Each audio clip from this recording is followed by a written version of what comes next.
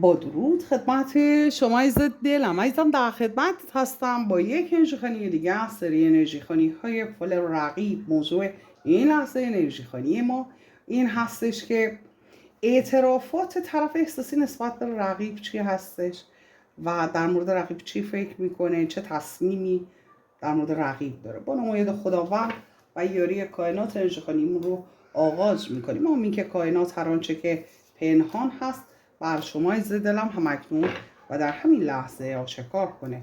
اعترافات طرف احساسی نسبت به رقیب. میگه دونه دونه، یواش یواش به سمت من حرکت کرد و میگه خیلی برای من درد سر درست کرد با اومدنش توی زندگی من. همونطور که ملاحظه میفرمایید به سمت روشنی میخواد بره طرف احساسی. میگه که از این سختی ها میخوام خودم رو نجات بدم. دونه دونه، قطره قطره، یکی یکی، یواش یواش میگه وارد زندگی من شد. ولی همونطور که ملاحظه میفرمایید مثل یک حیوان درنده داره نشون میده. حالا اینجا داره میگه که خب اصلا فکرش رو نمی کردم که انقدر بتونه به من آسیب برسونه، انقدر راحت بتونه وارد زندگی من بشه و یه عشق رو بهانه کرد در واقع. ولی خب میگه که یه آدم خیلی معمولی تر از معمولی بود برای من. اولش من فکر میکردم خب یه آدم نرمال میتونه باشه، ولی خب رفته رفته دیدم که نه، این میخواد وارد زندگی من بشه و غم رو داره بهش اشاره میکنه. ببینید بار غم، بار مسئولیت رو، میگه مسئولیت های خودش رو یکی یکی روی دوش من انداخت و خیلی قهر و آشتی ها با هم داشتیم. خیلی وقتا شد من رفتم از رابطه ولی اون دوباره منو مجبور کرد که به رابطه برگردم و یا اینکه حالا اگر خودش رفت به رابطه برگشت. به هر جهت به یک تجربه تلخ داره اشاره میکنه. همونطور که ملاحظه میفهمید میگه یه تجربه تلخ شد این مسئله برای من و میگه خیلی سخته برای من. رابطه با او خیلی، یعنی حالا روابطی که بینشون هست، میگه همش در چالش هستن، همش با هم در حال جنگ هستی. اصلا یک رابطه عاشقانه نیست، یک رابطه هستش که همش جنگ و روکم کنی و درگیری و اختلافات هستش و منتظر یک امید هستم، منتظر یک نور و امید هستم، منتظر هستم که اون شرایطی که میخوام به وجود بیاد تا از این شرایط فعلی خودم رو بتونم راحت کنم، خلاص کنم. میگه خیلی من فداکاری ها براش انجام دادم اما قدر هیچ کدومشون رو ندونست. دقیقا اجازه دارم شما هر چقدر در حقش خوبی کردی خودش چیکار کرد با شما همونو رقیب سرش آورد. میگه من فکر میکردم این رابطه میتونه انرژی شفا باشه و خب ولی خب اینطور نبود. راه ها رو برای من بست و الان تو فکر این هستم که از این قفس خودم رو آزاد کنم، از این رابطه خودم رو آزاد کنم، خلاص کنم خودم رو و تو فکر این هستم یک راهکاری پیدا کنم. ببین عزیز دلم، همونطوری که ملاحظه میفرمایید اصلا این در باز هستا ولی طرف احساسی متوجه این مسئله نیست. در واقع خیلی راحت هست این مسئله. حالا میتونه ترس از تغییرات باشه، از نظر روحی طرف احساسی هم چه مشکلی داشته باشه و یا اینکه واقعا دستش زیر تیشه رقیب باشه.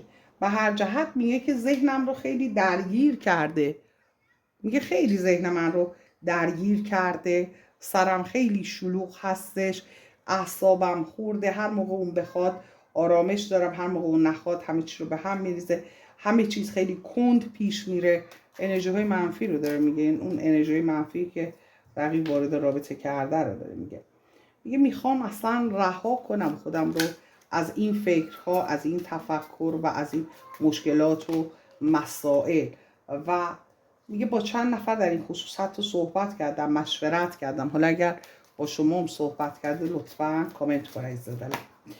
مسئله دیگری که وجود داره میگه اون نمیتونه قبول کنه که ما با هم نمیتونیم کنار بیایم، از انرژی دیگه استفاده میکنه برای اینکه بتونه این رابطه رو نگه داره.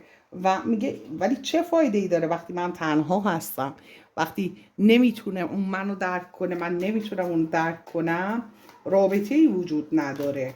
از نگاه طرف احساسی تنها هستش. ببینید یان لوزلیک تنها هستش، اصلا از نگاه طرف احساسی رابطه ای وجود نداره که بخواد ادامه پیدا کنه.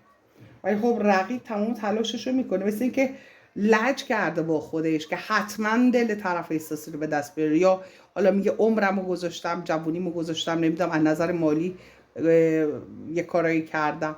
در واقع یه انتقامی داره میگیره از طرف احساسی.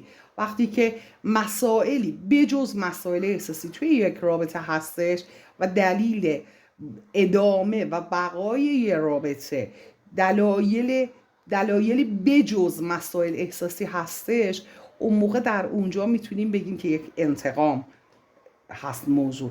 اصلا موضوع احساس نیستش. به طور مثال میگه به خاطر اینکه مالم رو به پاش ریختم، عمرم رو به پاش ریختم، این همه مثلا 1 سالم و 5 سالم و 10 سالم و 30 سالم و از من گرفت. وقتی این حرفا میشه دیگه اونجا صحبت عشق نیست. یا خیلی بهتر راحتتر میخوام باهاتون صحبت کنم، اگر که حالا طرف احساسی با این رقیب ارتباط داشته، رقیب شما رو هم میدونه، خب این وسط یه دلچرکینی وجود داره، نمیتونه دیگه صحبت از عشق باشه دیگه. اونجا صحبت از درمان تداویه. مغزش میخواد انتقام بگیره، چرا یکی دیگر رو به من ترجیح داد، چرا یکی دیگر رو میتونه به من ترجیح بده، اون چه برتری از من داره. اینجا دیگه موضوع انتقام هست، کینه دوزی هستش، موضوع عشق و احساس نیست. آره، و میخواد که رقیب یه چیزی رو به دست بیاره در اینجا. میگه یاراتوجلیک، یعنی که میخواد یه چیزی رو به وجود بیاره، یه عشقی، یه عشقی که وجود نداره رو میخواد به وجود بیاره. و میگه خیلی هم ماجراجویانه دنبال این مسئله هست. طرف احساسی کجا میره، چیکار میکنه، همش توی تحقیق و توی کنجکاوی و از چه راهی وارد شم، چه کار کنم، چه کار نکنم. یعنی اصلا زندگی نمیتونه بکنه و گذشته و آینده رابطه رو هم کائنات داره به این شکل نشون میده. اصلا انگار که پر از وحشت و ترس و غم و ناراحتی هستش. یعنی هیچ اعتباری به این رابطه وجود، اعتباری در این رابطه نیستش، هیچ ثباتی وجود نداره، چیزی که کائنات داره بهش اشاره میکنه. و به زور رابطه رو میخواد نگه داره، به زور میخواد طرف احساسی رو داشته باشه. آمین که کائنات هر آنچه که پنهان هست رو همکنون و در همین لحظه آشکار کنه. آمین. بله، و میگه که به ندای قلبم وقتی گوش میکنم میبینم که این شدنی نیستش. ببینید تو چه شرایط سختی بخوان حالا اون رابطه رو نگه دارن، در شرایط بسیار بسیار سخت هستش. یعنی یه چیزی که بخواد امکانش باشه، ممکن باشه، نیستش. بنابراین میگه که من هر چی به درون خودم مراجعه میکنم، به صدا و ندای قلبم گوش میکنم، میبینم آخر عاقبت درست حسابی وجود نداره. اصلا به هم رسیدنمون برای بار آخرم که شده ممکن نیست. اصلا نمیتونیم، ما با هم نمیتونیم یکی باشیم، بخاطر اینکه خب خیلی چیزا بینشون خراب شده. وقتی توی یه رابطه‌ای کار تا اینجا پیش میره، دیگه خیلی چیزا خراب شده، خیلی حرفا رد و بدل شده، خیلی حرکات نباید میشده که شده و بنابراین هیچ آینده‌ای برای این رابطه در واقع وجود نداره. و بله، همونطور که عرض کردم میگه هیچی نیست، هیچلیک، یعنی هیچ شده این رابطه.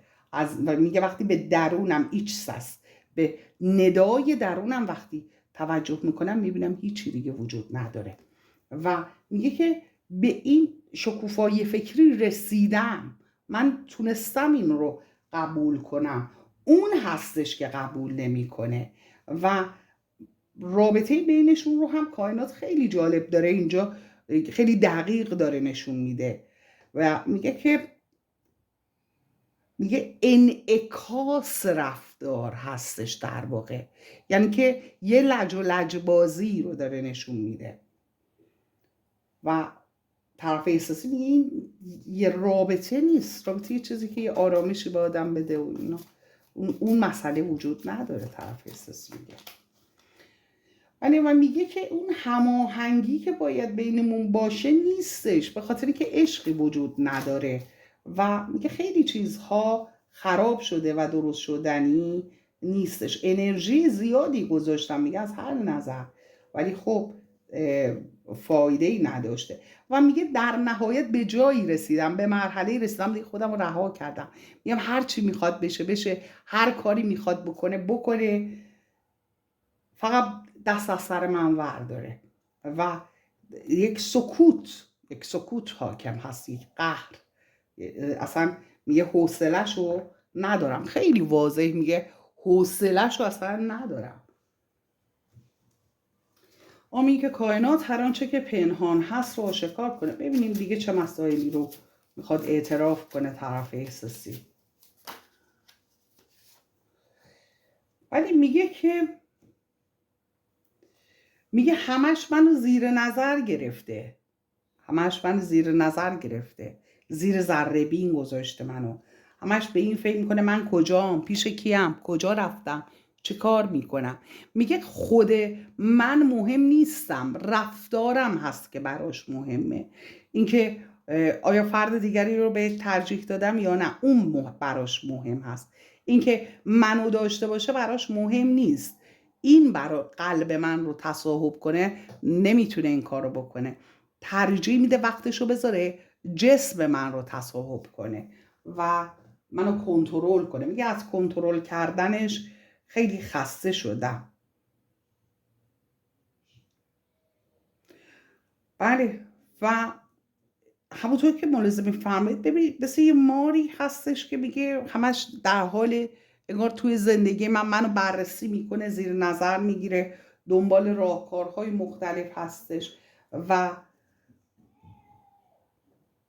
در نهایت میخواد اون موفقیت رو، هنوز هست، میگه اون موفقیت رو میخواد داشته باشه توی رابطه با من و اون قدرت توی رابطه رو میگه میخواد همیشه از من بگیره، میخواد رابطه رو تحت کنترل خودش در بیاره. و میگه تمام این مدتی هم که توی این رابطه با من بوده تنها خواستش همین بوده، تنها خواستش این بوده که رابطه رو تحت سلطه خودش بگیره، رابطه رو میخواسته تحت کنترل خودش بگیره، منو کنترل کنه، نه اینکه به من عشق بده.